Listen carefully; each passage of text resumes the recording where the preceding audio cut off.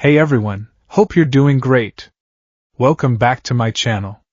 In today's video, we'll dive into what if Deku was the only survivor of Sokovia besides Scarlet Witch? Smash that subscribe button, and be sure to peek at the description below. Let's begin. The world was ending in thunder and screaming, and 10-year-old Izuku Midoriya was trying his best to analyze it. It was a strange, almost shameful thought to have while huddled in the damp, crumbling basement of what had been a quaint Sokovian bakery. The air was thick with the metallic tang of dust and the acrid bite of ozone, a smell that clung to the back of his throat. Above them, the city of Novigrad, a city that was currently airborne, a fact his mind still struggled to process, groaned like a dying beast. Each tremor sent a shower of plaster dust down from the ceiling, and his mother, Inko, would flinch, pulling him tighter against her side. "It's okay, Izuku," she whispered, her voice a fragile thread against the cacophony of war. "The heroes are here. They'll fix this." Izuku nodded, his face buried in the soft fabric of her coat. He clutched his limited edition Silver Age All Might action figure so tightly his knuckles were white. The figure's plastic smile was a beacon of impossible courage in the gloom. He believed his mother, of course. He always did, but the part of his mind that was always worrying, always observing, couldn't help but catalog the chaos. This was different from the villain attacks he saw on the news back in Yuzurifu. Those were often localized, flashy quirk battles that were over in minutes. This was annihilation. This was a war. He risked a peek through a crack in the boarded-up basement window.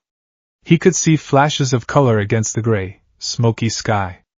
A streak of crimson and gold, Iron Man. The concussive thump-thump of his repulsor blasts was a steady, reassuring rhythm. A blur of red, white, and blue, Captain America, his shield a spinning disk of defiance, ricocheting off the metallic bodies of the robot soldiers. Izuku's mind raced, making connections. Iron Man's quirk is clearly technology-based, a support type that grants him flight, durability, and a versatile energy projection emitter quirk, he muttered under his breath. A habit he couldn't break. Captain America. Super Soldier Serum. Is that a quirk activation event or a form of artificial enhancement? It grants him peak human strength, speed, and agility. A full-body reinforcement type quirk. So cool. "Izuku, honey, don't mumble," his father, Hisashi, said gently. He was crouched on Izuku's other side, one hand on his son's shoulder, the other holding a small, flickering flashlight. His face was pale, but he was trying to project an aura of calm that was being thoroughly betrayed by the sweat on his brow. "Everything is going to be alright. This will just be a crazy story to tell your friends when we get home." Home. The word felt like a concept from another lifetime. They were supposed to be on vacation, a rare trip Hisashi's overseas work had allowed. They'd spent 2 days exploring the historic streets of Novigrad, eating pastries that made Izuku's eyes water with delight, and listening to the beautiful, unfamiliar language. It had been perfect. Then the sky had filled with iron monsters, and the ground had begun to rise. A particularly violent explosion rocked their shelter, and the single bare bulb dangling from the ceiling flickered and died, plunging them into near-total darkness, save for Hisashi's shaky flashlight beam. Inko let out a small, terrified gasp. Izuku felt a surge of familiar, useless despair. He was small. He was quirkless. He couldn't do anything to protect his parents. All he could do was huddle and watch, his brain dissecting the powers of the people fighting for their lives while his own body trembled. He squeezed the All Might figure. "What would you do?" he thought, a desperate, silent prayer. "You would smile," a voice that sounded remarkably like the hero's boomed in his head. "You would stand tall and make everyone feel safe." Izuku took a shaky breath and pushed himself up a little straighter. "Don't worry, Mom, Dad," he said, his voice higher than he wanted. "The Avengers are the greatest hero team in the world. They have a perfect record. Iron Man, Captain America, Thor, Hulk, Hawkeye and Black Widow don't have quirks, but their skills are incredible. And there are 2 new ones, the twins. He's super fast. A mobility quirk that might be the fastest on record, and she does something with red energy. A telekinetic or energy manipulation quirk? It's hard to analyze from down here." His parents stared at him. For a moment, the terror in their eyes was replaced by a familiar, fond exasperation. Only you, Izuku, Hisashi chuckled, the sound weak but genuine. Only you would be taking notes in the middle of an apocalypse. Inko managed a watery smile, stroking his unruly green hair. That's my boy. Always thinking. Her smile was the bravest thing Izuku had ever seen. Braver than Iron Man's armor, braver than Captain America's shield. It made him want to cry, but he held it back. Heroes didn't cry when others needed them. Another tremor, stronger this time. The ground wasn't just shaking anymore, it felt like it was tilting. The city was breaking apart. Through the crack, Izuku saw a sight that froze the analytical part of his brain and left only primal fear. A colossal chunk of earth, a city block's worth, detached from the main landmass and began to plummet back towards the planet below. The screams from outside grew louder, more desperate, then were abruptly silenced as the section fell away into the abyss. Okay, Hisashi said, his voice strained. We need to stay away from the windows. Everyone, to the center of the room. Now, they shuffled towards the middle of the small basement, a space cluttered with old crates and dusty shelves. Izuku's heart hammered against his ribs like a trapped bird. The abstract danger had become horrifyingly real. They weren't just in a city under attack. They were on a meteor made of concrete and rebar, waiting to fall. He saw another flash of light outside, not the heroic red and gold of Iron Man, but a sinister, pulsing blue. It was one of the robot soldiers, one of Ultron's sentries. It landed just outside their shelter, its metallic feet crunching on the rubble. Its head swiveled, optical sensors glowing with malevolent intelligence. Izuku froze. It was looking right at them. Right at the crack in the window. Down! Hisashi yelled, shoving both Izuku and Inko behind a stack of sturdy wooden crates. The world dissolved into a storm of noise and light. The sentry raised its arm, and a beam of pure energy tore through the flimsy wall of the bakery as if it were paper. The sound was a deafening shriek of tearing metal and splintering wood. The force of the blast threw them backward. Izuku felt a searing heat wash over them, followed by a concussive force that stole the air from his lungs. His head hit the concrete floor, hard. His vision swam with black spots. The last thing he saw was his father turning, his arms spread wide, and his mother collapsing on top of him, their bodies forming a desperate, loving shield over his own. The last thing he heard was the groaning collapse of the building above them, a final, dusty sigh as the world went dark and silent. For Wanda Maximoff, the battle was a symphony of chaos she was learning to conduct. Her power, the strange and wondrous gift from the Mind Stone, flowed from her like crimson ribbons. It was a part of her now, an extension of her grief and rage. With a flick of her wrist, she could unravel the metallic shell of an Ultron sentry, twisting its inner workings into scrap.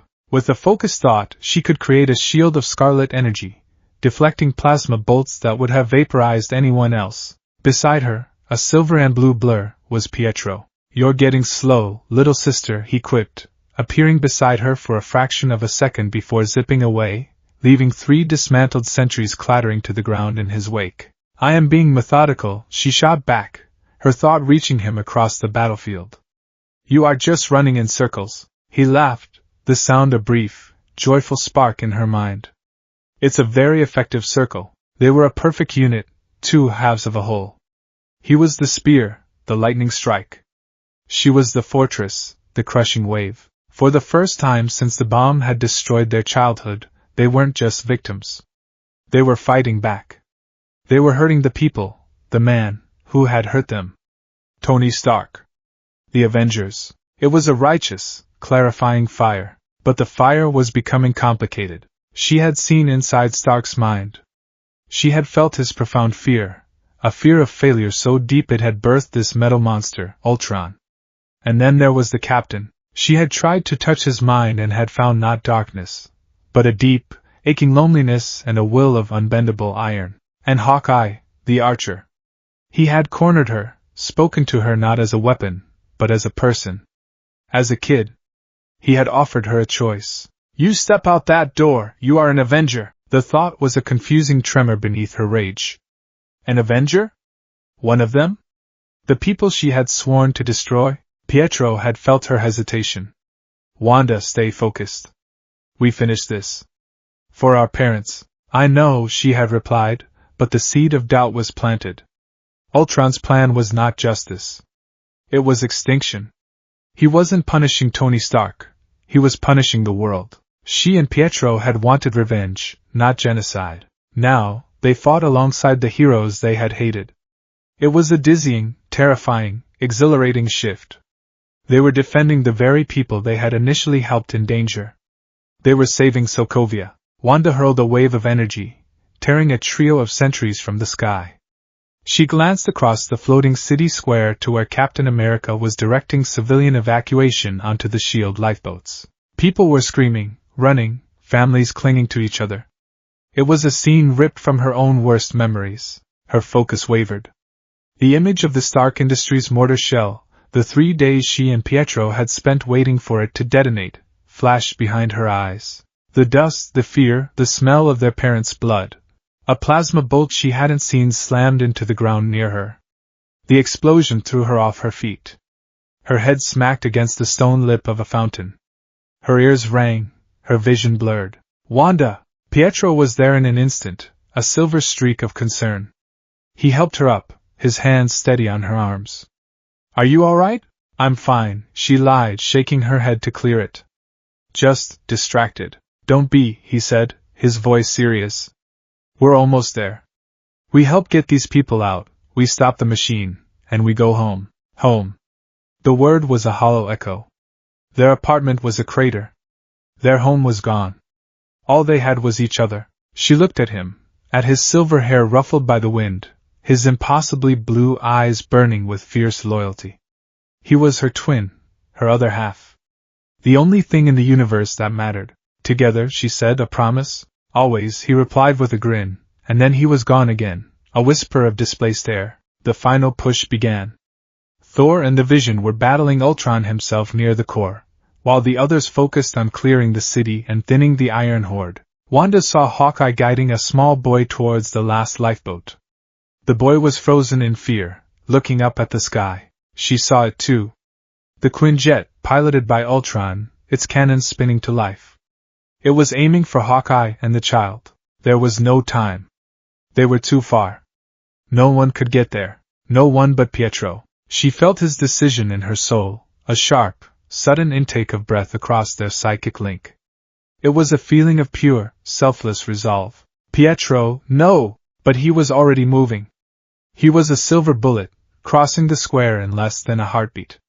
He pushed Hawkeye and the boy out of the way, taking the full barrage of cannon fire himself, and for the first time in her life, the bond, the constant thrum of his presence in the back of her mind, the light that had been there since before they were even born, it went out. The world didn't scream. It didn't explode. It simply stopped. For a single, silent, infinite second, Wanda Maximoff felt nothing. The sounds of battle faded. The wind ceased to blow. The frantic heartbeats of the people around her became a dull, distant hum. There was only a void. A Pietro-shaped hole had been torn through the fabric of her reality, and the universe had collapsed into it. Then, the nothingness was replaced by everything. Grief. Raw, undiluted, all-consuming grief. It was a physical thing, a black hole igniting in her chest, demanding to be filled. And her power, her chaotic, untamed power, answered its call. It surged out of her not as a controlled ribbon, but as a supernova. A scream tore from her throat, but it was not made of sound. It was a wave of pure, psychic agony. A wave of scarlet death. The reality around her warped and shredded under the force of her sorrow. The half-dozen Ultron sentries that were advancing on her position were not torn apart. They were atomized, their metal bodies dissolving into dust motes in the crimson tide. The ground beneath her cracked. Buildings, already weakened by the battle, groaned and buckled. One of them, a small bakery with its front blown open, collapsed in on itself, its structure finally giving way under the psychic pressure of a broken heart. The world for a block around her was leveled by a grief so profound it had become a weapon of mass destruction. When the red light faded, Wanda fell to her knees in the newly created wasteland. She was alone. Utterly and completely alone in a silent world of gray dust and shattered stone. Darkness. That was the first thing Izuku was aware of. A thick, suffocating darkness that was heavy and absolute. It was paired with a silence that was just as profound, broken only by a high-pitched ringing in his ears. His body ached. A dull, throbbing pain radiated from his head, and a sharp, crushing pressure was centered on his left leg. He tried to move, but something immensely heavy was pinning him. Panic, cold and sharp, began to pierce through the fog of his concussion. "Mom? Dad?" he whispered, his voice a dry, rasping thing. There was no answer. He tried to push, his small hands finding only rough, cold concrete above him. He was trapped. Buried. The reality crashed down on him with more force than the rubble.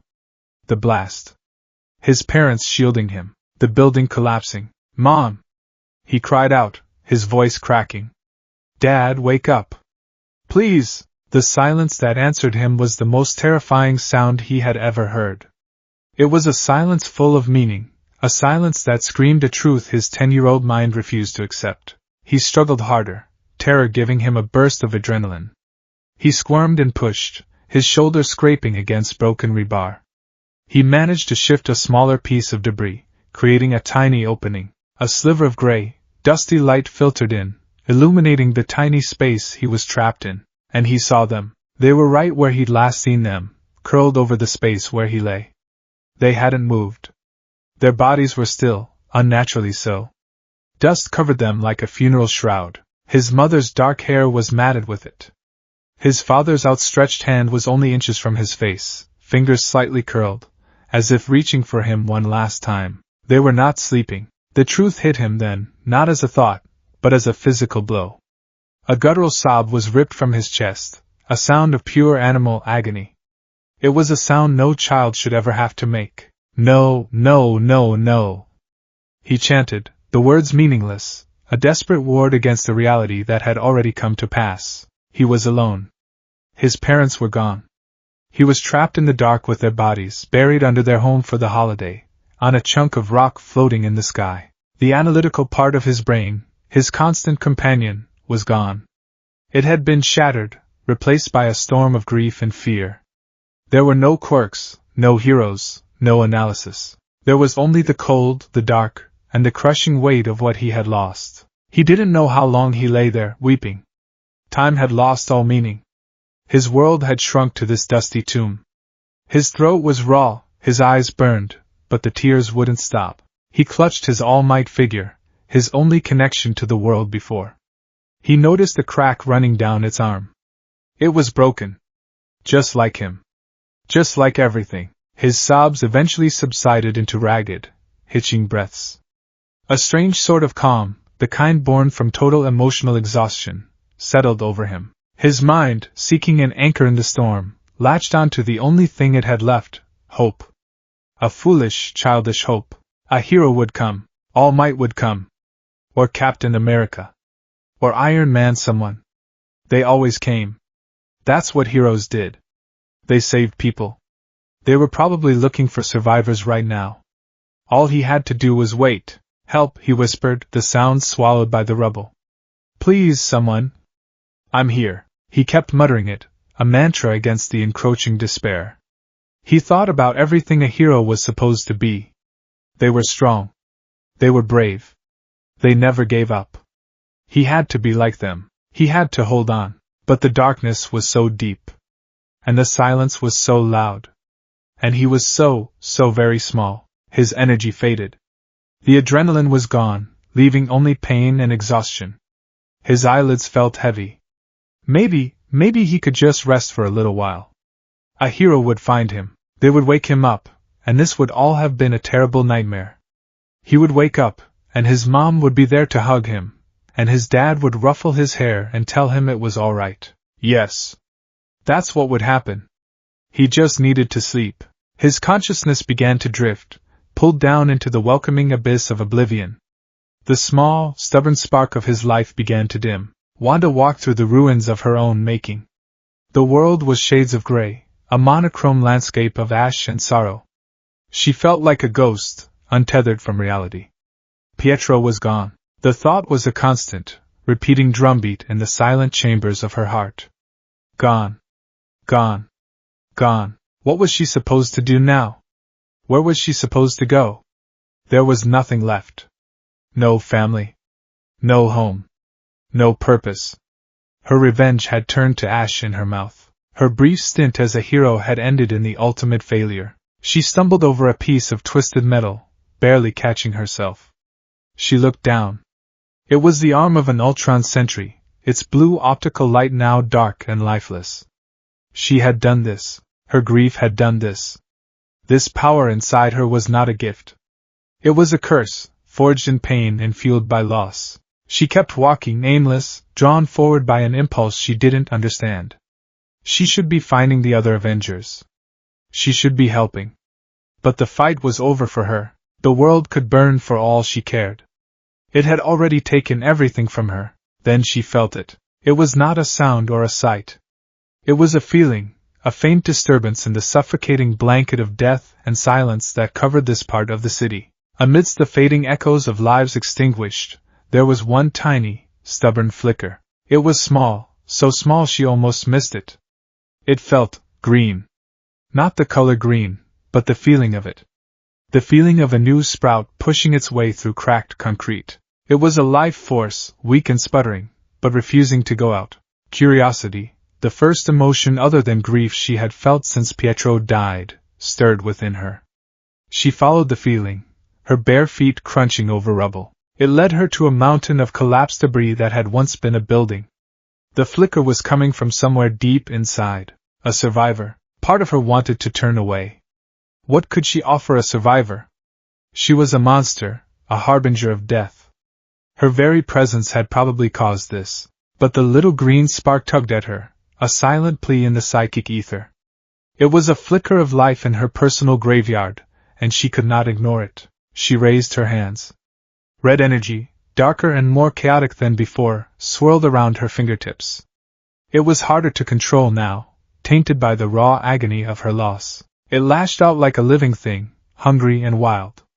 She had to focus, to force her will upon it. Gently, she commanded herself, though the very concept felt alien. The crimson tendrils of her power seeped into the cracks of the wreckage. They moved with a strange intelligence, probing and sensing, mapping the structure of the collapse. They weren't just lifting, they were carefully disassembling the pile, moving piece by piece to avoid causing another cave-in. She found the source. A young boy, pinned beneath a massive slab of concrete. He had green, messy hair caked with dust. His face was pale and tear-streaked. He was unconscious, his breathing shallow. In his hand, he clutched a broken toy of some blonde, smiling hero. He was so small. So fragile. Looking at him, Wanda felt a new crack form in her already shattered heart. He was a child. Like she had been. Alone, buried in the rubble of his life, surrounded by the ghosts of his family. She could feel the faint psychic residue of their final moments, abject terror, fierce love, and then, nothing. He was an orphan. Just like her. A wave of protectiveness, fierce and desperate, washed over her. It was an echo of the love she had for Pietro, a ghost of an instinct she thought had died with him. She would not let this little light go out. Not here. Not today. With a final, focused effort, she commanded her power. The massive concrete slab groaned and then, with an unnatural silence, lifted into the air. It hovered for a moment, dripping dust, before she carefully set it down several feet away. The boy was free. She knelt beside him, her movements hesitant. What now? She reached out a trembling hand, her fingers brushing against his cheek. His skin was cold. As if sensing her touch, the boy's eyelids fluttered. He stirred, moaning softly. His eyes, large and startlingly green, slowly opened. They were hazy at first, unfocused. Then they locked onto her. Fear flashed in them. Raw, primal fear. He saw the faint red glow that still clung to her hands. He saw the devastation around them. He saw a stranger, a girl with haunted eyes who had appeared from nowhere. He flinched, trying to scramble backward, but he was too weak. Wanda pulled her hand back as if burned. Of course. He was afraid of her. Everyone should be. But then, something in his eyes changed. The fear didn't vanish, but it was joined by something else. A deep, bottomless well of sorrow that mirrored her own. He wasn't just looking at a potential threat, he was looking at another person. His gaze drifted past her, to the still forms of his parents, partially visible now that the main slab was gone. A fresh wave of grief washed over his face. His expression crumpled. A single tear tracked a clean path through the grime on his cheek. He looked back at her. In that moment, they were not a witch and a victim. They were not a Sokovian and a tourist. They were just two children in a graveyard, united by a singular, terrible understanding. They were the last ones left. He didn't scream. He didn't speak. He just watched her, his green eyes reflecting the gray, empty sky. Wanda felt an answering sting in her own eyes. She didn't know what to do, what to say. Words were useless here. So she did the only thing that felt right. She sat down on the rubble beside him, pulling her thin jacket tighter around herself. She didn't touch him. She didn't try to comfort him. She just sat there, a silent sentinel, sharing the suffocating weight of the silence. Slowly, tentatively, the little boy shuffled closer. He was shaking, either from cold or shock or both. He huddled near her, not for comfort in the traditional sense, but for the simple, animal warmth of another living being. He was a flickering candle seeking shelter from the wind, and she, somehow, was the only wall left standing. They sat there for an eternity, two lost souls on a floating rock, watching the world end. The dust began to settle. The sun, a pale, distant wafer, broke through the clouds, casting long, mournful shadows across the ruins of Novi Grad. Captain Steve Rogers planted the American flag, or rather, the pole of one he'd found in the rubble, into a pile of debris, marking a sector as cleared. His body ached with a weariness that went bone deep. It wasn't just the exhaustion of the fight, it was the heavy, grim fatigue of the aftermath, the cost. He was always thinking about the cost. Anything, Clint? He asked into his comms, his voice raspy. Negative, Cap, came Hawkeye's voice, devoid of its usual wit. Sector Gamma is clear. Just ghosts and scrap metal. Heading your way. Steve surveyed the landscape. Ultron was defeated, the city was safely on the ground, and the immediate threat was over. But looking at the devastation, it felt like a hollow victory. This was what Tony had feared. This was the failure he had tried to prevent, and in doing so, had brought to life. He saw Clint Barton approaching, his bow slung over his shoulder, his face a mask of grim professionalism. As a father, Steve knew this part hit Clint the hardest. We need to do one more sweep of the epicenter, Steve said, his voice low. Where Wanda? He trailed off.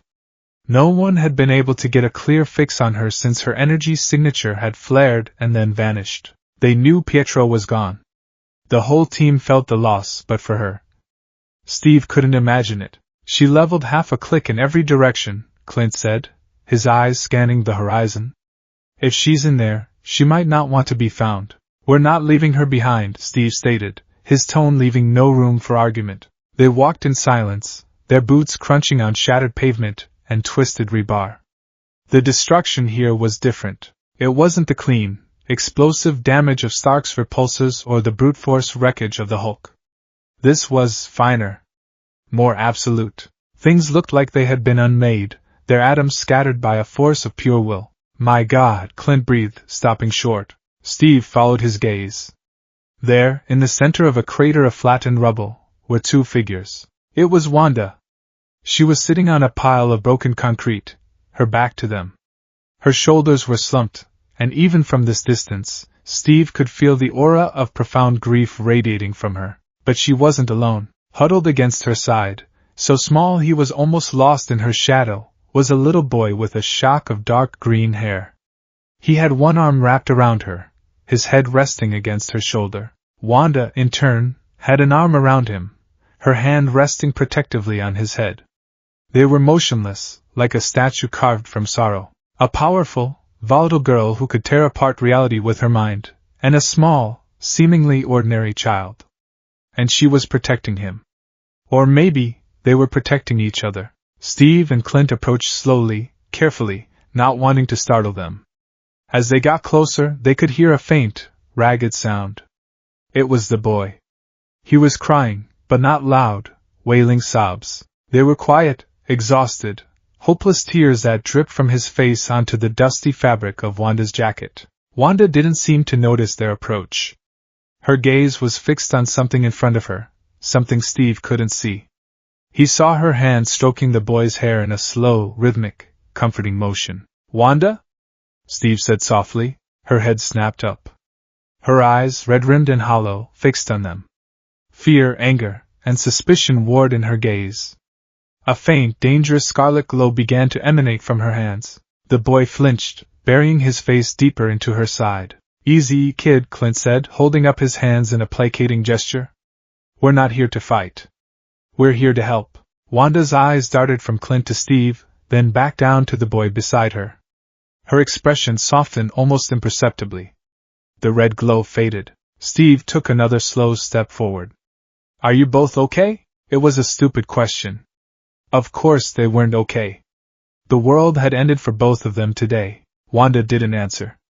She just shook her head, a small, barely perceptible motion. He saw her lips form a single, silent word. A name. Pietro. Steve's heart ached for her.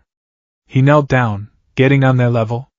He looked at the boy, whose tear-filled green eyes were now peeking out at him. In his other hand, the boy was still clutching a broken action figure. All Might. Steve recognized it from his research on global heroes. A symbol of hope, now fractured. "What's your name, son?" Steve asked gently. The boy opened his mouth, but only a choked sob came out. He looked up at Wanda, as if for permission. Wanda gave a tiny nod. "Izuku," the boy stammered, his voice hoarse from crying. "Izuku Midoriya. It's good to meet you, Izuku," Steve said, his voice thick with an emotion he couldn't name. He looked at the two of them, huddled together in the ruins. The witch and the orphan, a girl who had lost her other half, and a boy who had lost his whole world. All they had left was each other. He was struck by the image. This powerful, dangerous, grief-stricken young woman, her every instinct focused on shielding this small, powerless boy. And the boy, not cowering from her immense power, but clinging to it, finding a strange and tragic comfort in her presence. They were two lights, flickering precariously in a world of darkness. And Steve Rogers knew, with a certainty that settled deep in his soul, that the Avengers' war wasn't over. A new mission had just begun. "All right," he said, his voice a promise. "Let's get you two home." The silence of the Avengers' compound was a different kind of silence than the one Izuku had known in the rubble. The silence of Sokovia had been the silence of death, a heavy, dust-choked blanket that smothered all sound. This silence was sterile, humming with the low, constant thrum of advanced technology. It was the sound of a world that had moved on, a world that felt impossibly clean and distant from the gray, broken landscape now seared onto the back of his eyelids. It had been 3 weeks since the fall of Novigrad. 3 weeks since Izuku and Wanda had been brought to this sprawling, state-of-the-art facility in upstate New York. They had been given a 2-room suite in the residential wing.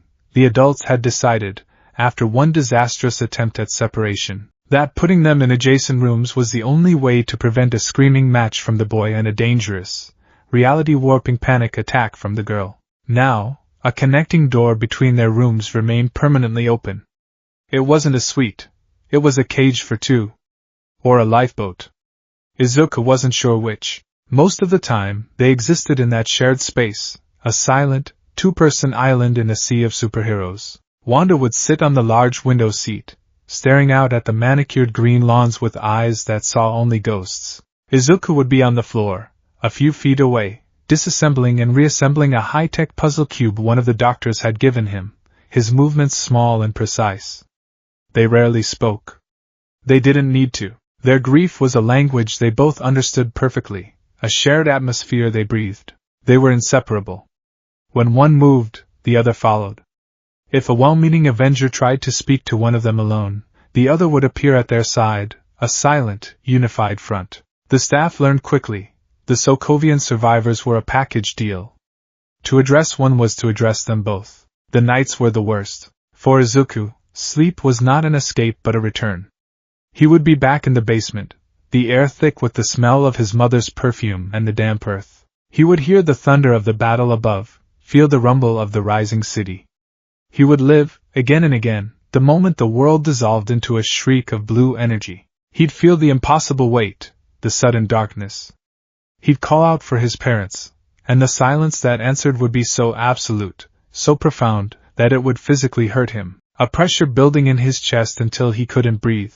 He was in the dark again, pinned and helpless. The dust was in his throat, choking him. Mom. Dad. Please. The pressure on his leg was immense, a crushing, grinding pain. The silence stretched, and the primal, childlike terror that he had been abandoned, that he would die there alone in the dark, began to consume him. A whimper escaped his lips. His small body, tangled in high thread count sheets, began to tremble. His breathing grew shallow and rapid, his heart hammering against his ribs in a panicked staccato. In the next room, Wanda's eyes snapped open in the darkness. She wasn't asleep. She rarely was. She lay perfectly still, staring at the ceiling, her mind a tempest of memory and loss. But now, a new feeling cut through her own sorrow. It was a sharp, piercing spike of terror, a psychic scream that was not her own. Izuku. She felt his panic as if it were a physical force in the room, a cold wave washing over her. His fear was a frantic, trapped bird beating its wings against her mind. He was suffocating. He was alone. Her first instinct was a surge of her own grief-fueled panic. He's hurting. He's in danger. Her power, always coiled just beneath her skin, began to stir, a chaotic, dangerous thing. The glass of water on her nightstand trembled, and the digital clock flickered. But then, a stronger instinct took over. The same one that had guided her to him in the ruins. Protect. Soothe. Shield. She didn't get out of bed. She didn't rush to his side. She simply closed her eyes and focused on the small, terrified spark that was Izuku. She didn't try to enter his mind or fight his nightmares, she didn't know how, and she was afraid of what her chaotic power might do to his fragile psyche. Instead, she reached out with her power, not as a weapon, but as a blanket. From her fingertips, a soft, gentle tendril of scarlet energy flowed, not bright and explosive, but muted, warm, the color of a dying ember. It drifted through the open doorway and into his room, a silent, weightless ribbon of light.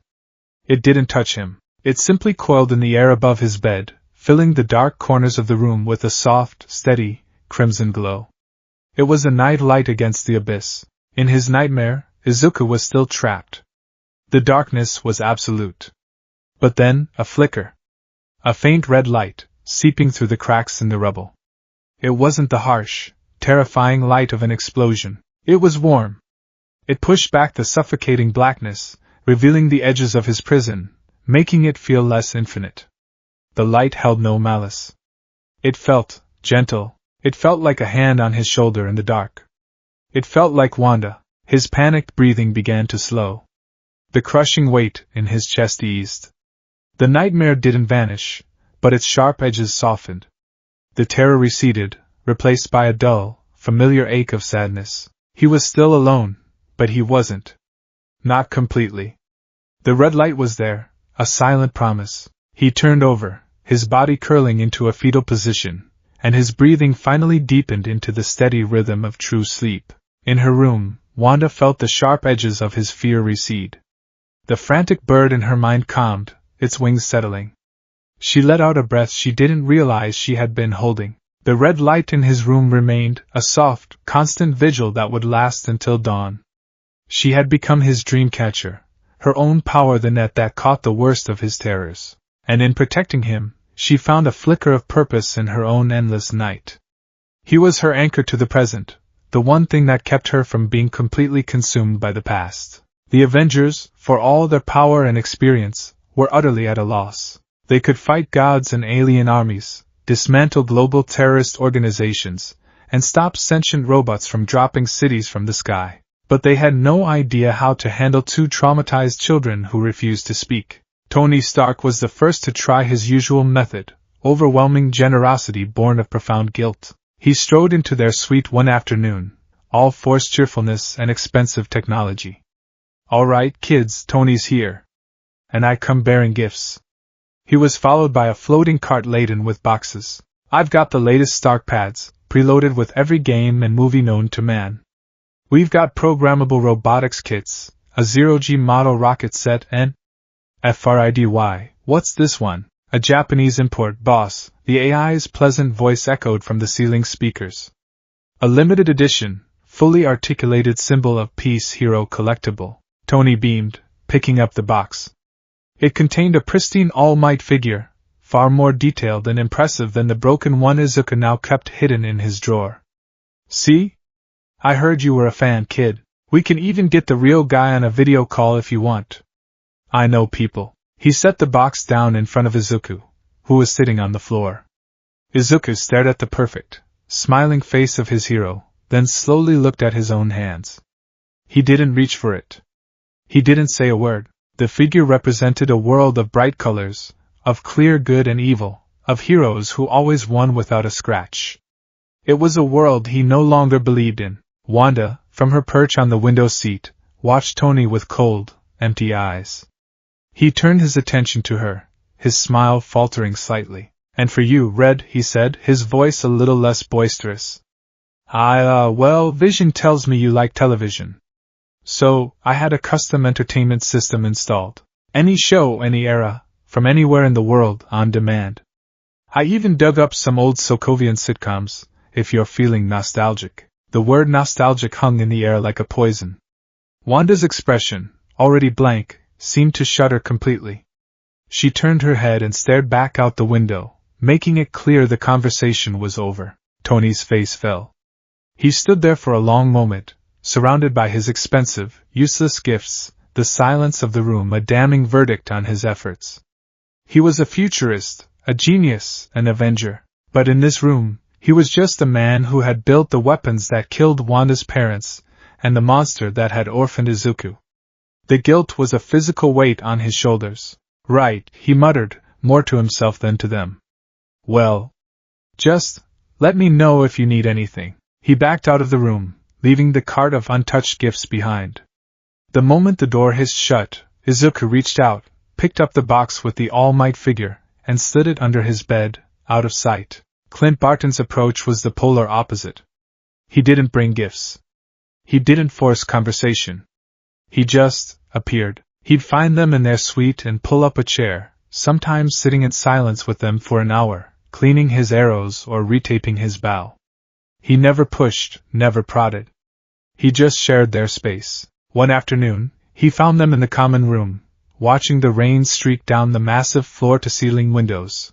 Izuku was tracing the path of a single droplet with his finger, and Wanda was staring into the gray torrent, lost. Clint settled onto the couch nearby, a mug of coffee in his hands.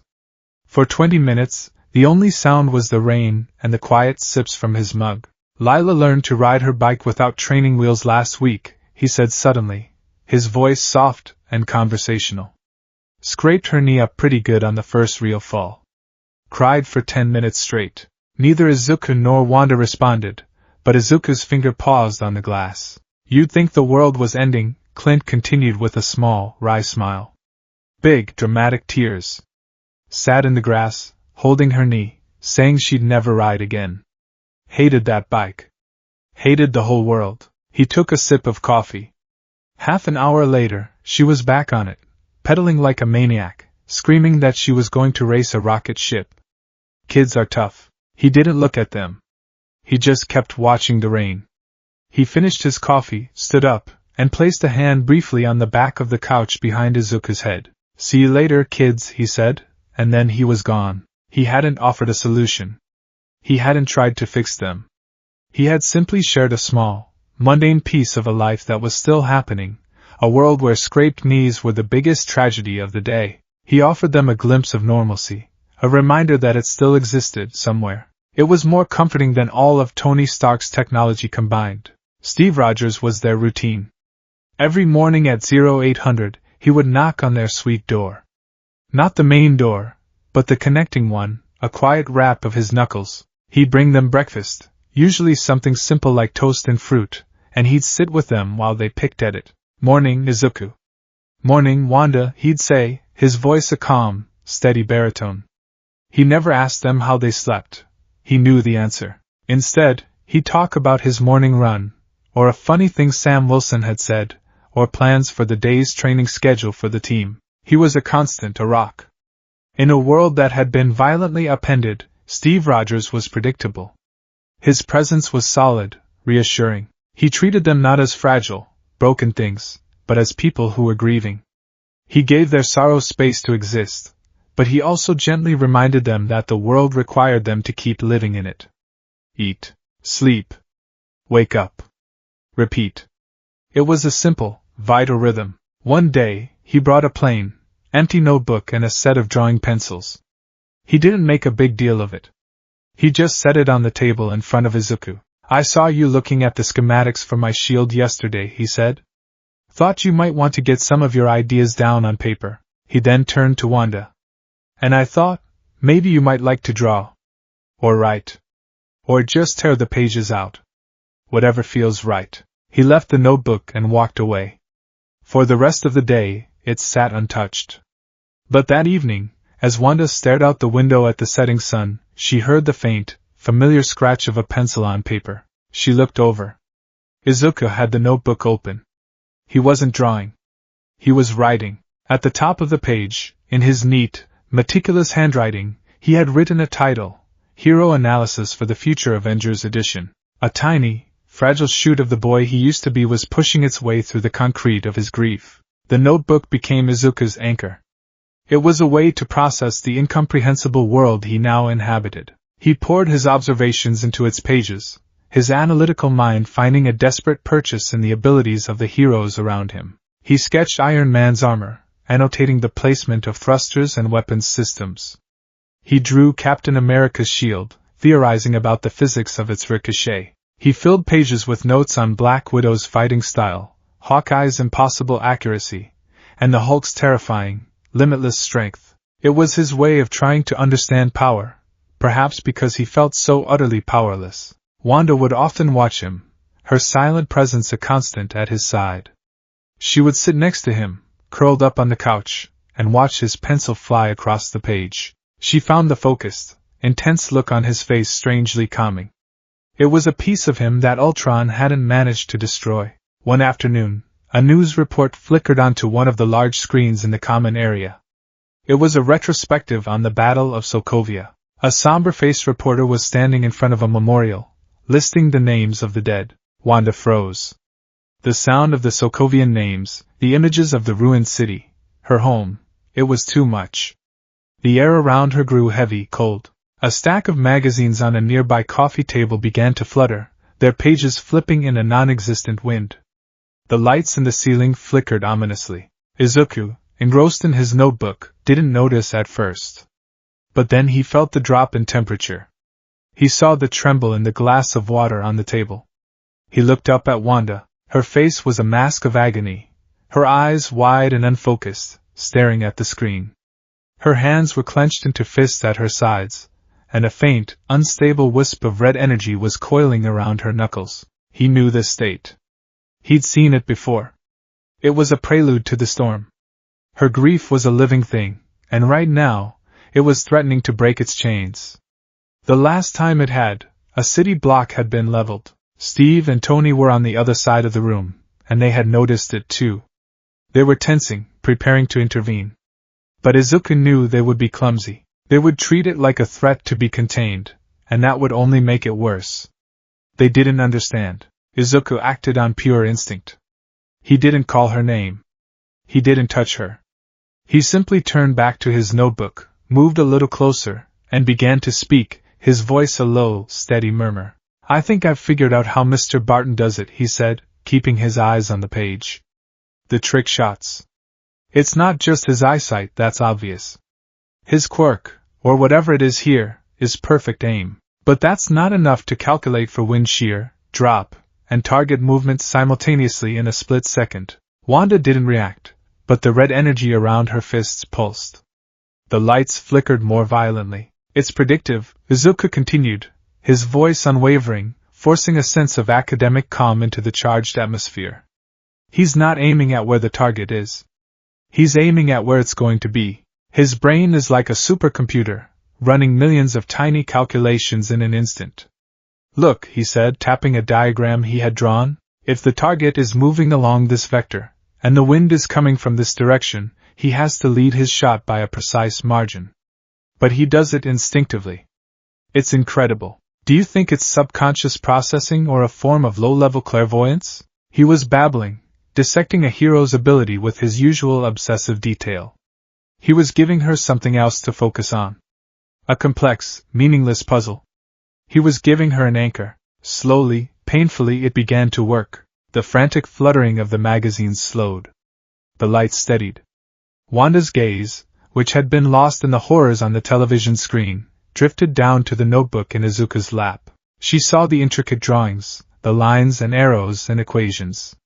She heard his voice, not trying to comfort her with empty platitudes, but simply being himself. Analyzing. Thinking. The red energy around her hands dissipated into nothing. She took a shuddering breath, the first she'd taken in what felt like an hour. The storm had passed. She looked at Izuku, truly looked at him. He was still staring at his notebook, pretending to be engrossed, but she could see the tension in his small shoulders, the way he was gripping his pencil so tightly his knuckles were white. He wasn't calm. He was terrified. But he was being brave for her. She reached out a trembling hand and placed it on the page he was looking at. Her finger traced one of his diagrams. "It's not just his brain," she whispered, her voice rough and unused. "When he's about to shoot, there's a light. A little spark, right behind his eyes. It shines for a moment, just before he lets the arrow go. It's like he sees the path." Izuku stared at her, his green eyes wide. He hadn't expected a response. He certainly hadn't expected new data. A small, wondrous detail only she could have perceived. He looked from her face to her finger on his page, and a slow, tentative smile, the first genuine smile since the world had ended, touched his lips. He picked up his pencil and, next to his complicated equations, he carefully wrote, "Note, possible low-level precognitive flash." For Wanda. Across the room, Steve and Tony exchanged a look of stunned relief. They had been prepared for disaster, but the small, quirkless boy had contained the most powerful, volatile force in the room with nothing more than a notebook and a quiet observation. From that day on, their ritual was solidified. Izuku would write and sketch, and Wanda would sit with him, a silent partner. Occasionally, she would add a detail, the sound of the electricity in Thor's muscles before a lightning strike, the way the vision's density shifts felt like a change in musical pitch, the flicker of deceit she could sense in a person's mind long before Natasha could read it in their body language. The notebook became a shared project. It was their way of making sense of the new, strange family they had fallen into. It was their shield against the memories that haunted them. They were two souls in a single lifeboat, adrift on an ocean of grief, with a simple paper notebook and each other for an anchor. And for now, against the storm, it was just enough to hold. A year is a lifetime when you are a child. For Izuku Midoriya, it was the span between the end of one world and the fragile beginning of another. The Avengers compound was no longer a sterile, intimidating facility. It was home. The constant hum of technology was its heartbeat, the scent of ozone from Tony's workshop and coffee from the communal kitchen its atmosphere. He knew the precise minute the sun would hit the east-facing training room windows, and he knew that Wanda preferred her tea with honey, not sugar. These small, mundane certainties were the foundation upon which he was attempting to rebuild his life. He was 11 now. He was taller, his face had lost some of its roundness, and his voice was a half-step lower. But the changes that mattered most were not the ones you could see. They were happening in the vast, echoing spaces inside him and, more visibly, inside the girl who was his other half. Wanda was flourishing. Izuku watched from the observation deck of Training Room Delta, his chin resting on his folded arms on the railing. Below, Wanda stood in a circle of calm. Her eyes were closed, her face serene. Floating in the air around her were a dozen shards of a porcelain teacup, the same one she had accidentally shattered with a flicker of anxiety the week before. Vision, a placid and endlessly patient mentor, stood a few feet away, observing. "The memory is the blueprint, Wanda."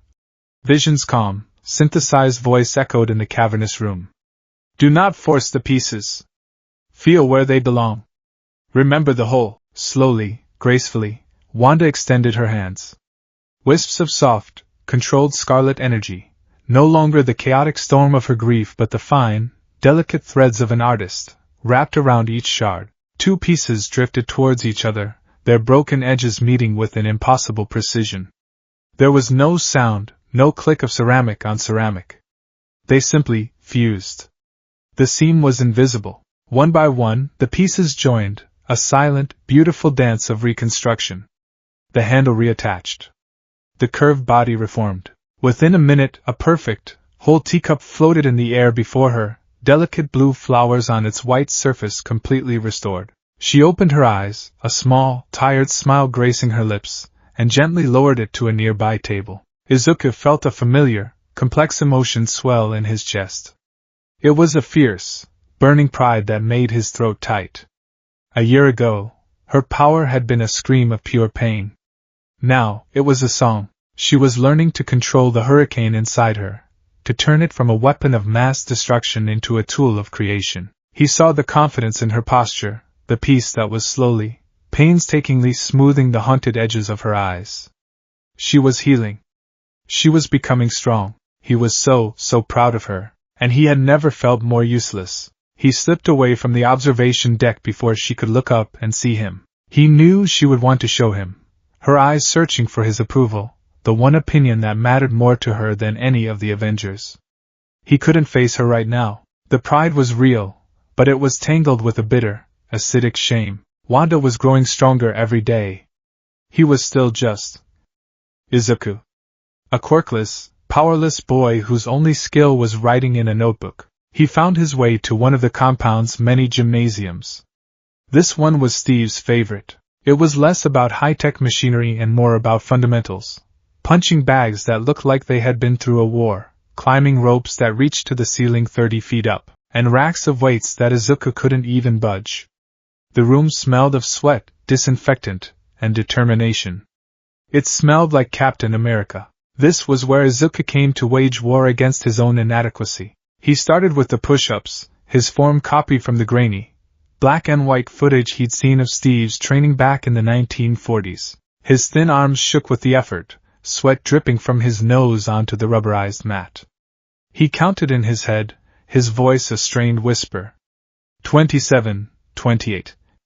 His muscles screamed in protest. His body was a cage of limitations, a constant reminder of his fragility. Wanda could reassemble matter with her mind. He could barely lift his own body weight 30 times. He collapsed onto the mat, his chest heaving, his arms feeling like limp noodles. Frustration burned behind his eyes. It wasn't fair. In his old world, being quirkless was a sentence of mediocrity. Here, in a world of gods and monsters, it was a death sentence. How could he ever hope to stand beside Wanda if he was this weak?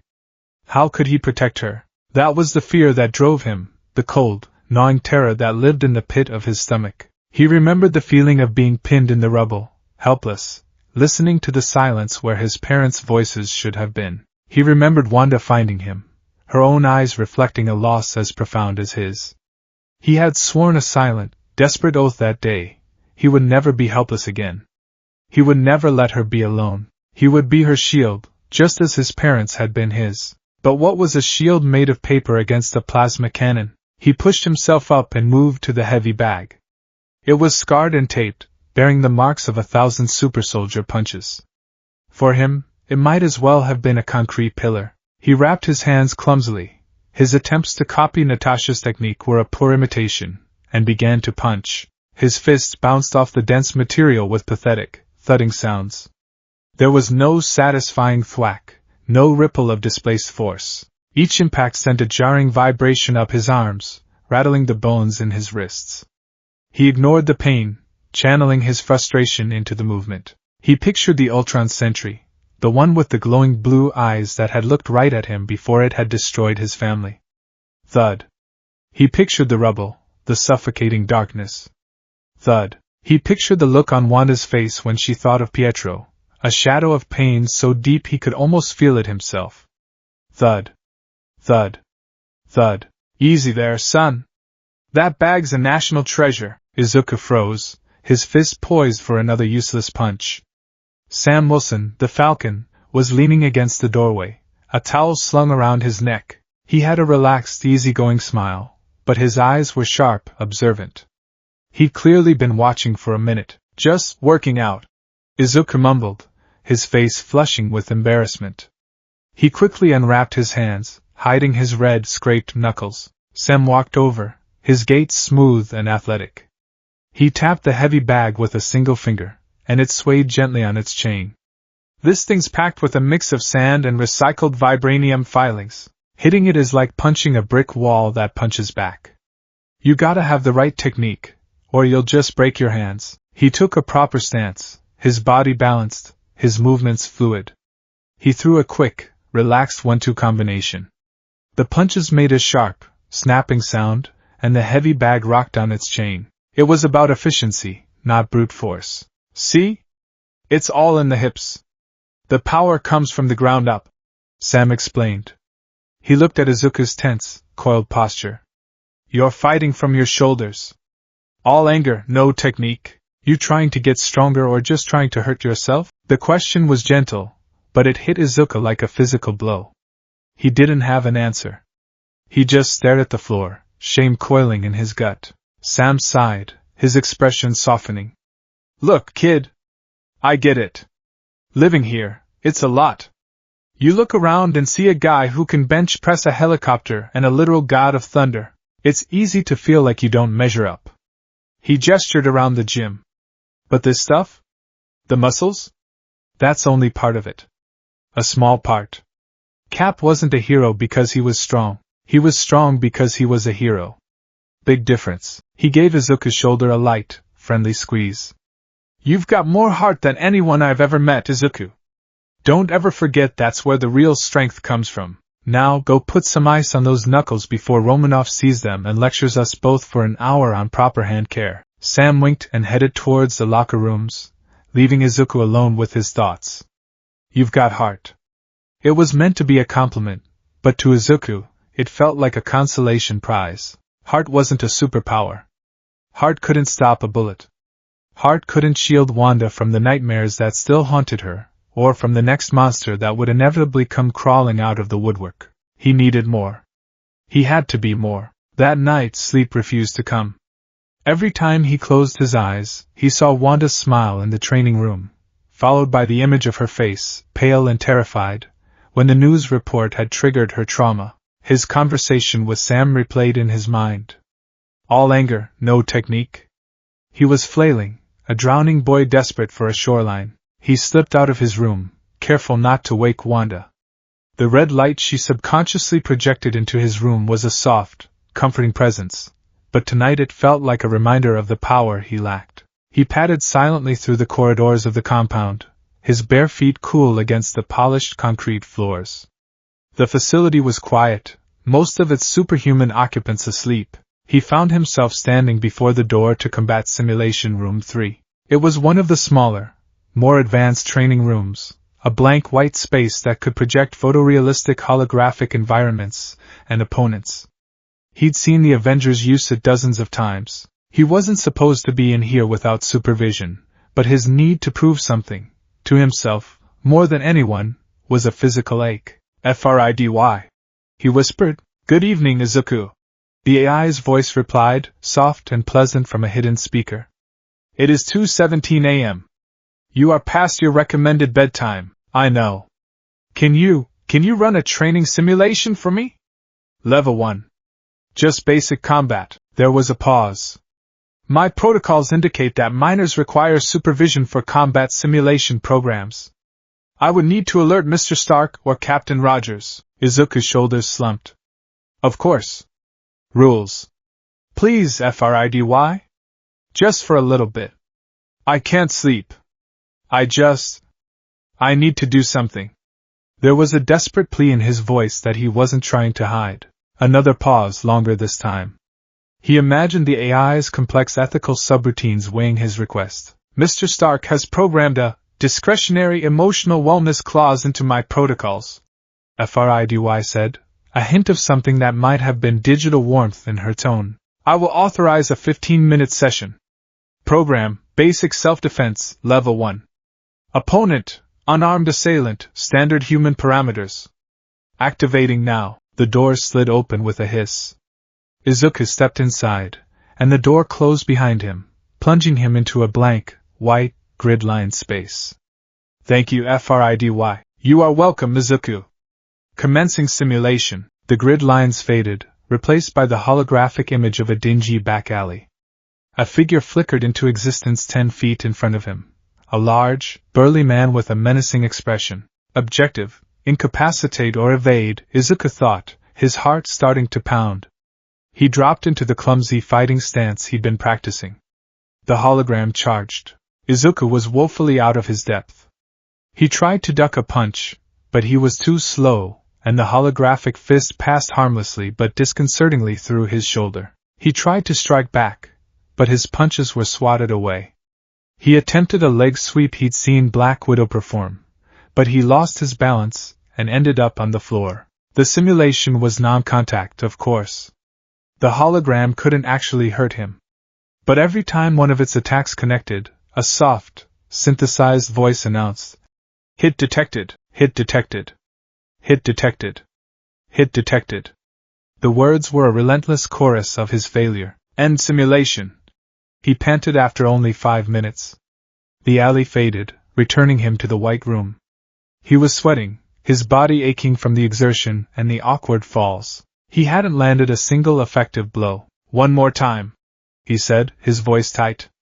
"Fridy, run it again. Izuku, your heart rate is significantly elevated. Please!" The simulation restarted. The same alley, the same opponent. The same result. He was too small, too slow, too weak. Every move he made was wrong. Every instinct was faulty. He was a liability. Hit detected. He fell again, his knee scraping against the hard floor. Hit detected. He was a burden. A pet. The Avengers had saved him, but he was just another mouth to feed, another problem for them to manage. He couldn't contribute. He couldn't protect anyone. Simulation failure. The cold, robotic words cut through his spiraling thoughts. The hologram faded. He was alone again in the white room. "No," he whispered, tears of frustration welling in his eyes. He wouldn't accept it. He slammed his fist against the floor, the impact jarring his entire arm. "Again! Fridy, run it again! Program, Chitauri Infantryman. That program is far above your clearance level and skill assessment, Izuku. I cannot do it!" he screamed, the sound raw and desperate. "I have to get stronger. I have to." There was a long silence. Izuku stayed on his knees, his body trembling, his fists clenched.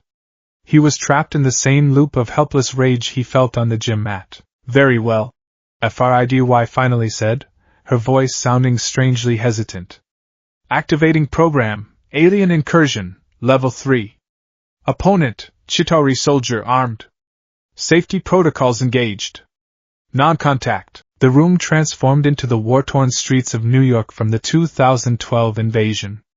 Wrecked cars, shattered buildings.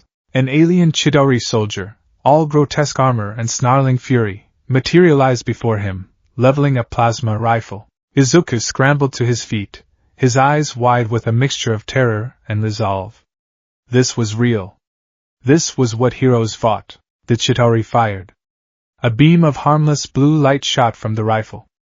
Izuku dove to the side, rolling clumsily behind the wreck of a taxi. His heart felt like it was going to explode. The simulation was terrifyingly realistic. He peeked out from behind the taxi. The Chitauri was advancing, its movements animalistic and jerky. He had nothing. No weapons. No powers. Just his small, useless body. What would Captain America do? He thought desperately.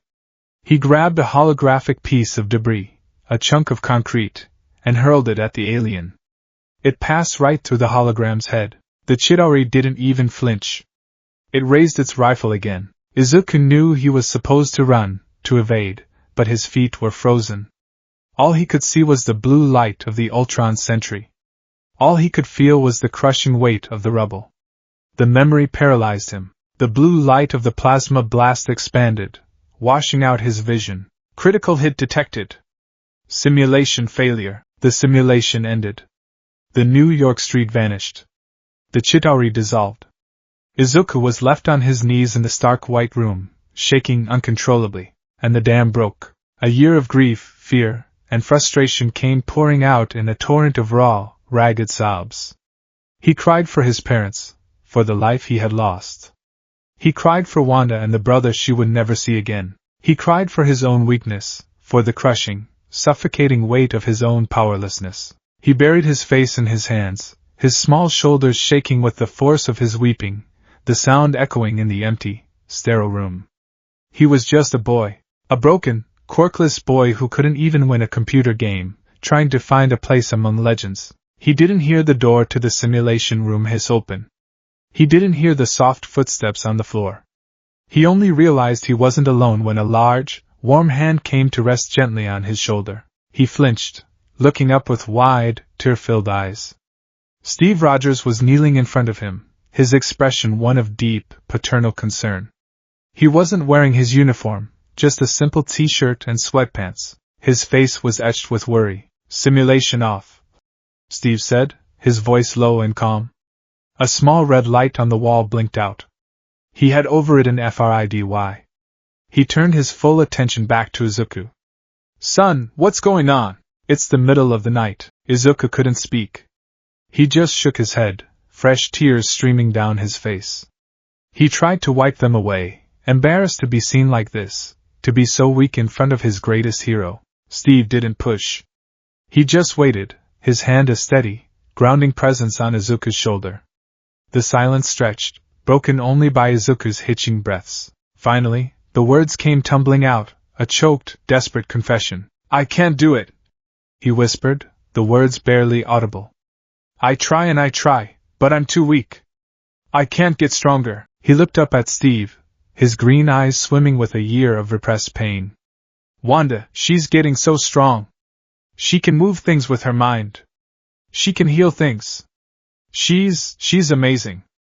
And I'm just, me, I'm nothing. I'm quirkless." The word, a brand he had carried his whole life, felt heavier than ever in this room, in this world. "The doctors here confirmed it. There's no dormant gene, no hidden potential. Just nothing. How am I supposed to protect her, when the next Ultron comes, or the next alien?" He gestured wildly at the blank room. "What am I going to do? Write in my notebook? I failed the simulation, Steve. I couldn't even beat the first level. I just froze. Just like I did in Sokovia. I just froze, and my parents." His voice broke, and he couldn't finish the sentence. He bowed his head, shame and grief washing over him in a fresh wave. "How can I be a hero for her if I'm just a weak, quirkless kid?" Steve listened to every word, his blue eyes filled with a profound empathy. He didn't dismiss Izuku's fears. He didn't offer empty platitudes. He heard the boy's pain, and he respected it. When Izuku fell silent, Steve squeezed his shoulder gently. "You're right," he said, his voice quiet but firm. Izuku's head snapped up in surprise. That was not the response he had expected. "You don't have powers like Thor or Wanda," Steve continued, his gaze unwavering. "You don't have a suit of armor like Tony. And your body is that of an 11-year-old boy. Everything you said is true. You are not strong enough to punch through a brick wall or outrun a car. Not right now." He paused, letting the words sink in. "But you're asking the wrong question, Izuku. You keep asking how you can be strong enough. You should be asking what real strength is." Steve shifted, settling back on his heels. "Before I became Captain America, I was a lot like you. Smaller, probably. I was a scrawny kid from Brooklyn who was allergic to everything and got beat up in back alleys. I couldn't pass a single physical exam. But I had something that all the bigger, stronger candidates didn't. I had heart. I didn't like bullies. I couldn't stand to see people get hurt." He looked at Izuku, and for the first time, Izuku saw not just the living legend, but the small, determined kid Steve used to be. "A hero isn't about the powers they have, Izuku," Steve said, and he gently tapped the center of Izuku's chest with 2 fingers. "It's about what's in here. It's about courage, compassion, the will to stand up when everyone else is running away. It's about making the right choice, even when it's the hardest one." He smiled, a small, sad, an incredibly kind expression. And in all my years, I have never seen a stronger heart than yours. Izuku stared at him, speechless. You think you're weak? Steve asked, his voice gaining intensity. Weakness is freezing. Strength is what you did a few weeks ago, when Wanda was on the edge. Tony and I were preparing to contain her. You walked right into the storm. You didn't have a shield or a suit of armor. You had a notebook. You anchored her. You saved her, and probably all of us, from a very bad situation. That wasn't a quirk, Izuku. That was courage. He leaned in closer. You sit with her when she has nightmares, even though you have them too. You found a way to make her smile when she thought she never would again. You are the reason she is healing. That is not weakness. That is a strength that Thor's hammer couldn't measure. Tears were still on Izuku's face, but they were no longer tears of frustration. They were tears of shock, of a dawning, fragile hope. Look at Natasha, Steve went on. Look at Clint. They don't have powers. They stand on a battlefield with gods and aliens, and they are not liabilities. They are heroes. They're heroes because they're smart, they're brave, and they never, ever give up. They use what they have. And you have a mind unlike any I've ever seen. Your analysis, your perception, that's your power, Izuku. It always has been. He finally stood up, pulling Izuku to his feet with him. Izuku was unsteady, emotionally and physically exhausted, but he felt lighter. As if a crushing weight had been lifted from his soul. If you want to be strong enough to stand by her side, Steve said, his voice now a quiet promise, then we'll get you there. But we're not going to do it by having you break your hands on a punching bag. He put his hands on Izuku's shoulders, looking him straight in the eye. Starting tomorrow morning, 0600, you and me. We're not going to train your muscles first. We're going to train your greatest weapon, your mind. We'll study strategy, tactics, situational awareness. I'll teach you how to read a battlefield, how to lead, how to find an enemy's weakness before they even know they have one. He then gave a small, determined grin. And then I'll teach you how to fight. Not to overpower someone. To outthink them. CQC defense, how to turn an opponent's strength against them. I'm going to teach you how to make your body a worthy vessel for the heart of the hero that's already inside you. Izuku stared at him, his mind reeling. A path. For the first time, he saw a real, tangible path forward. It wasn't about wishing for a power he didn't have. It was about honing the strengths he already possessed. It was about becoming a different kind of hero. A hero like Hawkeye, or Black Widow. A hero like Steve Rogers had been, before the serum. Really? He whispered, his voice trembling with a hope so fierce it felt like it could light up the room. Really? Steve confirmed, his grip on Izuku's shoulders firm and reassuring. Now let's get you to bed. 0600 comes early. He led Izuku out of the cold, white simulation room and back into the quiet halls of the compound. When they reached Izuku's suite, Steve gave his shoulder one last squeeze. Get some rest, soldier. Izuku nodded, unable to form words. He slipped back into his room. The soft red glow was still there, a silent testament to Wanda's presence. He crawled into his bed, his body aching, his eyes puffy, but his mind was clear and calm for the first time in a year. He was still a boy. His body was still weak. But for the first time since Sokovia, he truly believed Sam's words. He had heart. And now, thanks to Captain America, he had a plan. He closed his eyes, and for the first time in a long time, the nightmares did not come. He dreamt instead of shields, strategy, and the unwavering blue eyes of a hero who had seen the hero in him. The rhythm of Izuku's life found a new, driving cadence. 0600.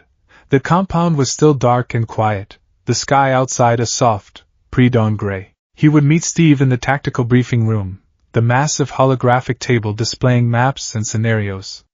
They'd spend an hour on strategy. Steve would present a problem, an urban hostage crisis, a defensive perimeter against a superior force, an extraction from a hostile location, and Izuku, his mind sharp and awake, would devour it. He would point out structural weaknesses, potential ambush points, and unorthodox lines of attack that made Steve raise a thoughtful eyebrow. Izuku's analytical brain, once a tool for hero worship, was being forged into a weapon of tactical precision. After strategy came the physical training. Steve was a demanding but patient teacher. He drilled Izuku in the fundamentals of hand-to-hand combat, not the flashy, acrobatic style of Natasha, but a grounded, brutally efficient form of CQC. It was a language of leverage, momentum, and finding the precise point to unbalance a larger opponent. Izuku was a clumsy student at first, his limbs gangly and uncoordinated. But he was a relentless one. He absorbed every lesson, every correction, his mind cataloging each movement. He spent his evenings practicing the forms until his muscles ached with a satisfying, productive burn, a stark contrast to the futile, angry pain he used to inflict on himself. He was still small. He was still quirkless. But he was no longer helpless. He was learning to be dangerous. Tony Stark observed this transformation with a mixture of pride, amusement, and his ever-present, low-grade guilt. He saw the boy who had once flinched at his own shadow now moving with a newfound confidence. He'd watch Izuku and Steve sparring, the boy's small frame weaving and ducking, unable to land a significant blow on the super soldier, but increasingly able to anticipate his moves, to defend, to survive. But Tony, a man who believed in technological solutions for every problem, saw a bottleneck.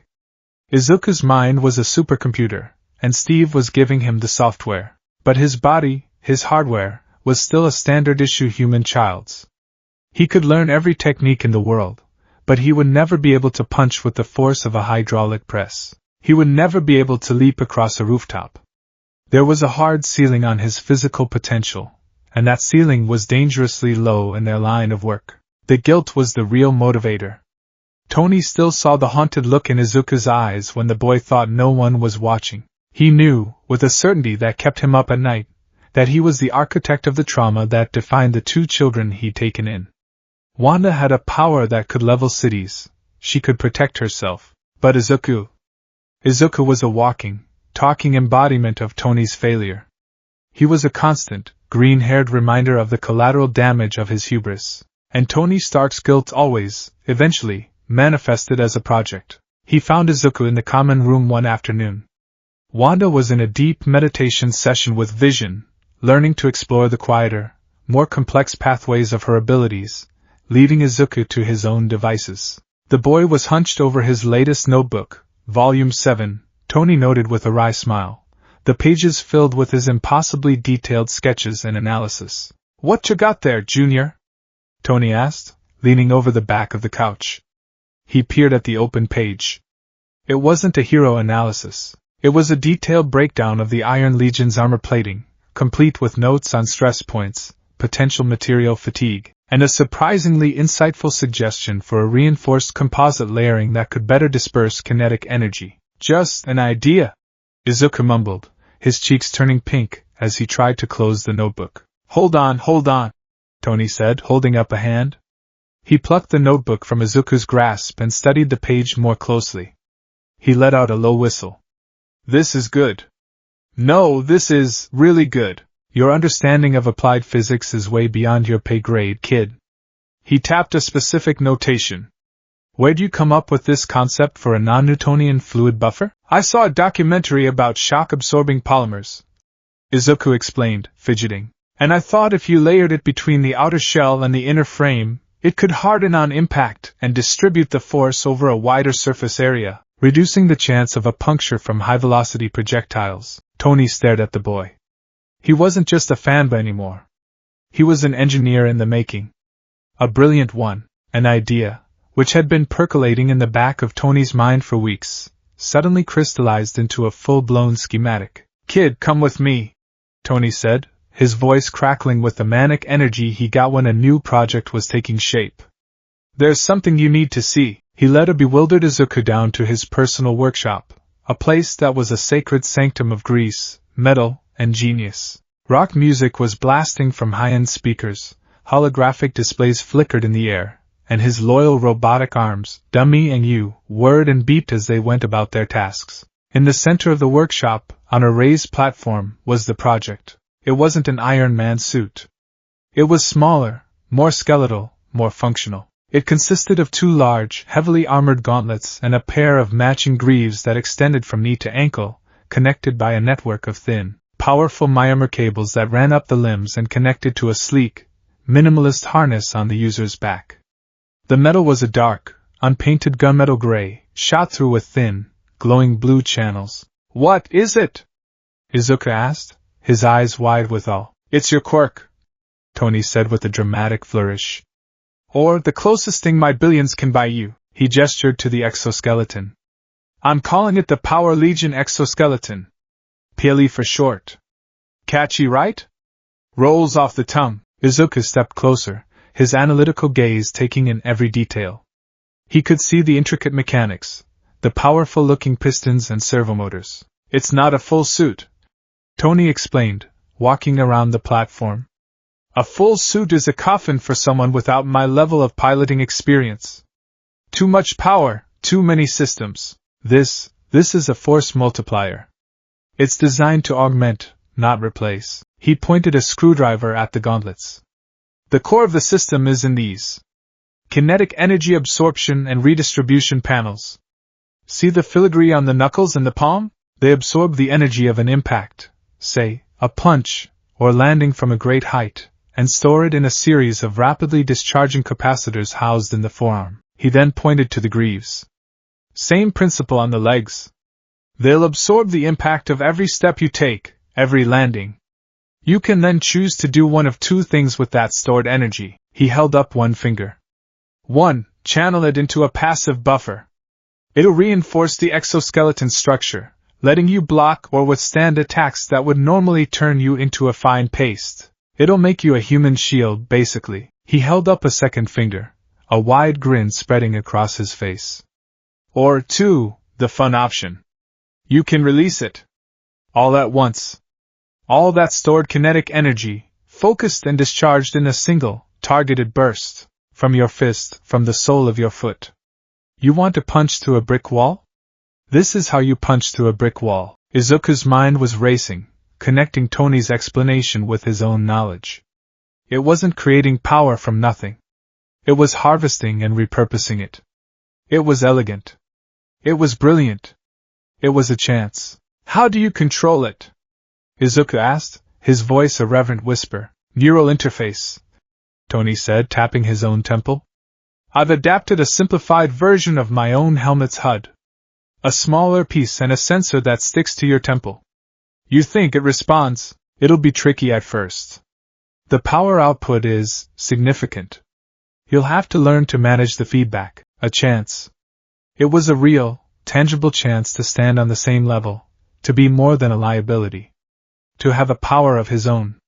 A quirk of science and will. He looked at Tony, his eyes shining with an emotion so intense it was almost painful. "Why?" he asked softly. "Why are you doing this for me?" Tony's grin faded. He stopped pacing and looked at the boy, truly looked at him. He saw the flicker of Sokovia's dust in his eyes. "Because I have to," Tony said, his voice uncharacteristically quiet. "I owe you. I owe you and Wanda a debt that can never be fully repaid. But a genius, billionaire, playboy, philanthropist has to try." He forced a smirk. "Besides, your notes on my armor were good. Consider this your signing bonus for Stark Industries RD." He clapped his hands together, the sound echoing in the workshop. "All right. Enough with the heart-to-heart. You want to try it on?" Izuku could only nod, his throat too tight to speak. The fitting and calibration process took 3 days. Izuku stood for hours on the platform while Tony and his robotic arms made minute adjustments, molding the PLE to his exact frame. He learned the mental commands, the feel of the neural link as it settled into his consciousness. A small, transparent display flickered to life in the corner of his right eye, showing power levels, energy storage, and structural integrity. It felt like a video game, but the weight of the metal on his arms and legs was a constant reminder of how real it was. Finally, the day of the first live-fire test arrived. Tony had cleared out one of the more reinforced testing bays, a room with 20-foot-high walls made of a carbon-concrete composite designed to withstand an out-of-control Hulk, for a short period of time. Steve and Wanda were there to observe from behind a thick, transparent shield. Steve had a look of cautious curiosity, his arms crossed over his chest. Wanda was a different story. Her expression was tight with anxiety. Her arms were wrapped around herself, and Izuku could feel the faint, nervous thrum of her power in the air. She trusted Tony, but she had a deep, instinctual fear of powerful technology. It had taken everything from her once before. She didn't want to see it hurt the only person she had left. "All right, kid, you ready for your maiden voyage?" Tony's voice crackled through the comms unit in Izuku's ear. "FRIDY, you monitoring his vitals?" "Vitals are stable, boss," BAI replied. "Heart rate is elevated but within acceptable parameters for a first-time test pilot." Izuku stood in the center of the vast room, feeling both incredibly powerful and impossibly small. The gauntlets and greaves hummed with latent energy. The HUD in his vision showed the capacitors at a baseline 5% charge, just from him walking into the room. "Okay, Izuku," Tony said. "Let's start simple. See the target on the far wall? The big red circle? I want you to walk over to it, and just punch it. Don't try to put any power into it. Just a normal punch. The suit will do the rest. We've precharged the right gauntlet to 20% capacity. It's a low-level test. Should feel like a little shove." Izuku took a deep breath. He could feel Wanda's worry like a static charge on his skin. He gave her a small, reassuring smile through the safety shield, though he wasn't sure who he was trying to reassure more. He turned to the wall. It was 50 feet away. He took his first step. The greaves felt heavy, clumsy. He started walking, his gait awkward. With each step, he watched the energy storage numbers on his HUD flicker and rise. 6%. 7%. He was literally harvesting power from his own movement. He reached the wall and stood before the target, a red circle painted on the dark gray composite. "Okay. Just a normal punch." He took a stance, copying the form Steve had taught him. He pulled his right arm back. The gauntlet felt like an extension of his own body, the myomer cables tightening along his arm. He focused on the target, his mind racing. 20% power. Tony said it would feel like a shove. He pictured All Might. He remembered the feeling of awe he'd always had watching his hero deliver a powerful, righteous blow. He wanted that. He wanted to feel that strength. Texas smash, the childish part of his brain screamed. He threw the punch. He didn't account for the feedback. He didn't brace himself for the recoil. He was a boy throwing a punch, forgetting he now had a cannon strapped to his arm. The moment his gauntlet made contact with the wall, two things happened at once. The first was an explosion of force. The 20% power discharge was far more than a little shove. A deafening crack echoed through the testing bay as a spider web of fractures erupted from the point of impact, spreading several feet in every direction. A dinner plate-sized chunk of the reinforced wall was blasted inward. The second thing was the recoil. Physics is a cruel, impartial mistress. Every action has an equal and opposite reaction. The force that shattered the wall traveled back up Izuku's arm. The PLE's internal dampeners were designed to handle it, but Izuku's body was not. An agony unlike anything he had ever known shot through him. It was a white-hot, blinding pain that started in his knuckles and exploded up to his shoulder. He heard a sickening series of snaps, like a bundle of dry twigs being broken. His arm, inside the gauntlet, was a ruin. He screamed, a high-pitched, piercing sound of pure pain, and was thrown backward by the force of his own blow. He landed in a heap on the floor, cradling his right arm, his vision swimming with black spots. The pain was nauseating, overwhelming.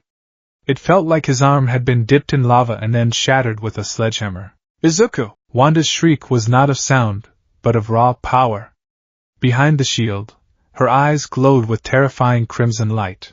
A wave of psychic force slammed into the transparent barrier, causing it to groan and crackle with energy. Her control, so carefully cultivated over the past year, had vanished in an instant of primal fear for her brother. "Wanda, stand down!" Steve yelled, putting a firm hand on her shoulder. "He's okay. He's just hurt." Tony was already sprinting into the room, his face a mask of pale horror. Kid, talk to me!" FRIDY report. Multiple severe fractures detected in the user's right radius, ulna, and metacarpals. The AI reported, her voice chillingly calm.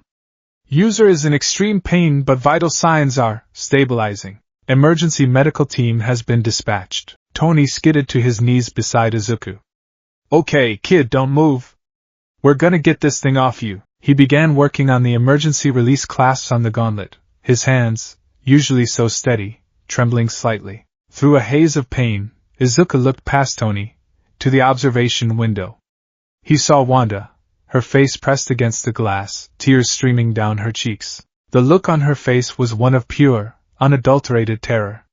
It was the same look she'd had in the ruins of Novigrad. The look of someone who was about to lose the last person she had left in the world.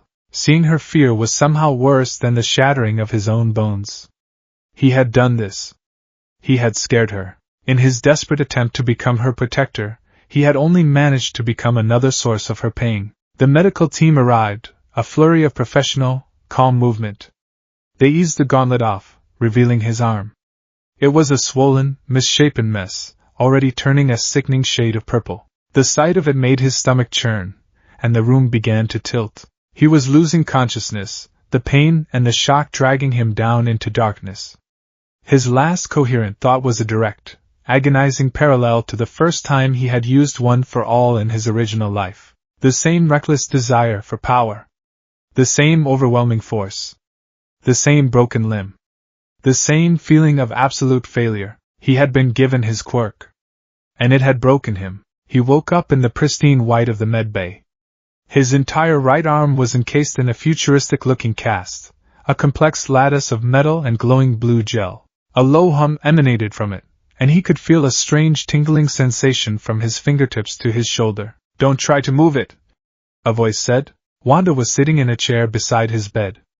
Her eyes were red and puffy, but the terrifying crimson glow was gone. She was holding his left hand in both of hers, her grip tight, as if she were afraid he might float away. Dr. Cho called it a cytokinetic accelerator, she said, her voice quiet and hoarse. It floods the area with regenerative cells. Tony's paying a premium for the rush job. It'll still take a few weeks. Izuku looked from his cast to her face. The guilt was a physical weight in his chest, heavier than the PLE had been. Wanda! I'm so sorry. I scared you. Don't apologize, she whispered, her voice cracking. She squeezed his hand. Just don't do it again. A conflict ignited between them then, their first real disagreement since they had met in the dust. It wasn't loud or angry. It was a quiet, desperate clash of their deepest fears. I have to, Izuku insisted, his voice gaining a stubborn edge despite the pain. Tony said the suit worked. It's me that failed. I wasn't ready. I have to learn. I have to master it. No, she said, her grip tightening. You don't. Look what it did to you, Izuku. It's too dangerous. I don't want you to have this power. I don't want to see you get hurt. Her fear was a palpable thing in the room. He could feel it radiating from her, a cold shadow of the loss that had defined her. She had lost her parents to a bomb. She had lost her twin brother in a hail of bullets. She could not bear the thought of losing her new brother to a piece of well-intentioned but deadly technology. I won't lose you too, Izuku, she said, the words a raw, vulnerable plea. I can't. Izuku's own eyes welled with tears, but his resolve was like iron. He thought of her terrified face behind the glass. That was the very thing he was trying to prevent. He needed to be strong enough that she would never have to feel that fear for him again. He gently pulled his hand from hers and, with his good arm, reached out and wiped a tear from her cheek. His touch was hesitant, gentle. And I can't lose you, he said, his voice trembling with the force of his conviction. That's why I have to do this. So I'm not just a little boy you have to protect. So I can stand by your side, so I can fight with you. So you're never alone on that battlefield again. He looked her straight in the eye, his gaze intense and unwavering. I promise, I won't be reckless again. I'll learn. I'll listen to Tony and Steve. I'll master it, piece by piece. But I am not giving up. Please, don't ask me to. Wanda looked at his determined, tear-streaked face. She saw the stubborn set of his jaw, the fire in his eyes. It was the same fire she had seen in Pietro, a fierce, protective love that was willing to risk everything. She knew, with a sinking heart, that she couldn't argue with it. She couldn't chain him to a life of safety if it meant crippling the very spirit that made him who he was. She finally gave a single, reluctant nod. "Okay," she whispered. "But if you ever scare me like that again, I will personally tear that suit apart with my mind, Tony Stark be damned." It wasn't a perfect resolution, but it was an understanding. An acceptance of the dangerous path they were now walking together. A few hours later, Tony came in. He looked exhausted, his face pale, his usual swagger completely gone. He pulled up a chair and slumped into it, running a hand over his face. "The good news is, the wall is rated to be replaced every 6 months anyway," he said, his attempt at a joke falling completely flat. He sighed. "Look, kid. I'm sorry. This is on me. I miscalculated. I gave a kid a sports car and told him to just tap the gas. I should have known you'd floor it. It's what I would have done." He looked at Izuku's cast. "The feedback loop, it's a design flaw. The suit can handle the recoil, but the user can't. It's like firing a shotgun that's bolted to your collarbone. We need a buffer, a way to control the output." Izuku had been thinking about the same thing, the problem replaying in his mind even through the fog of pain. "The output isn't the problem," he said, his voice quiet. "The problem is me. I can't handle it. It's just like my quirk back home." The slip was unintentional, a relic of a life he rarely spoke of. He quickly corrected himself. "I mean, if I had a quirk like One for All. The one that All Might has." He had to train his body for years to become a proper vessel for that power. If a normal person tried to use it at 100%, it would tear them apart. This is the same thing. Tony's eyes lit up with a flicker of understanding. "A vessel. So it's not the car, it's the driver. You need to learn how to handle the horsepower without tearing the chassis apart." He leaned forward, his mind clearly clicking into gear. "You can't use 20% of the suit's power. But maybe you can use 1%. Or 5%. Controlled bursts. Not a sledgehammer. A scalpel." Izuku nodded eagerly, the pain in his arm momentarily forgotten. "Like a percentage. I can't use Texas Smash right now. But I could learn to use 5% Detroit Smash. And build up from there. I have to train my body to handle the strain, and I have to train my mind to control the output with precision." A new path was forming, born from a disastrous failure. It wasn't about raw power. It was about control. It was about discipline. It was about earning the strength he had been given. A true smile, the first one since the test, touched Tony's lips. He saw the unbreakable will in the boy's eyes. He hadn't just built a weapon. He had given a hero the tool he needed. Now the real work would begin. "All right, kid," Tony said, standing up, his energy and purpose restored. "You focus on healing. I'm going back to the workshop. I've got some ideas for the Pele Mark II. Better diagnostics, more sensitive controls, and a big, red dial that goes from gentle push to did I do that? We're going to get this right." He left the room, his stride full of its old confidence. Izuku lay back against his pillows, exhausted but filled with a new, hard-won resolve. He looked at his broken arm, not as a symbol of failure, but as a lesson. A painful, necessary lesson. Power had a price. And he was willing to pay it. He would learn. He would train. He would become the vessel his new power required. He would become the hero Wanda deserved.